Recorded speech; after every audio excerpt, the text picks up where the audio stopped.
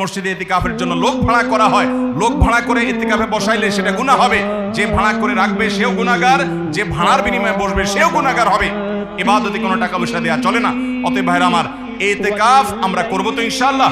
রমজানের শেষ দশকে ইতিকাফ করা এটা 23 নম্বর আমল। 24 নম্বর আমল হলো রমজানের শেষ দশকে বেশি বেশি ইবাদত করার চেষ্টা করা।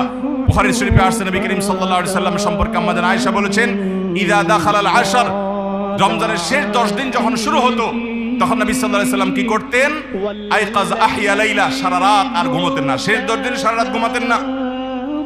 ওয়াসাদ্দা মিজারা, কোমর বেঁধে নিতেন। ওয়াইকাদা আহলা, এবং তার পরিবারকে তিনি জাগিয়ে তুলতেন।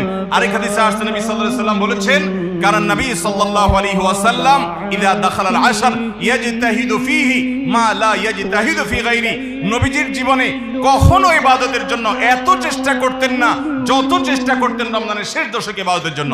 আমাদের দেশে দেখবেন রমজানের প্রথম 10 দিন মসজিদ পূরণ হয়ে, মসজিদের বারান্দা ফিল আপ হয়ে, বাহিরেও মুসল্লি হয়, সেখানে চাটাই এবং কার্পেট বিছানো লাগে। কিন্তু দ্বিতীয় দশক আসলে আস্তে আস্তে বাইরে মুসল্লি হাওয়া হয়ে যায়, আস্তে আস্তে চাটাই উঠে যায়, মসজিদের ভিতরে মুসল্লি চলে আসে।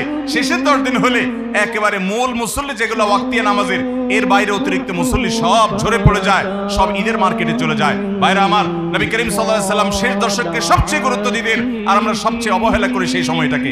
আল্লাহ আমাদেরকে শেষ দশককে ইবাদতের জন্য বিশেষ গুরুত্ব দেওয়ার তৌফিক দান করুন। তাহলে রমজানের 24 নম্বর আমল হলো শেষ দশক বিশেষভাবে ইবাদত করা।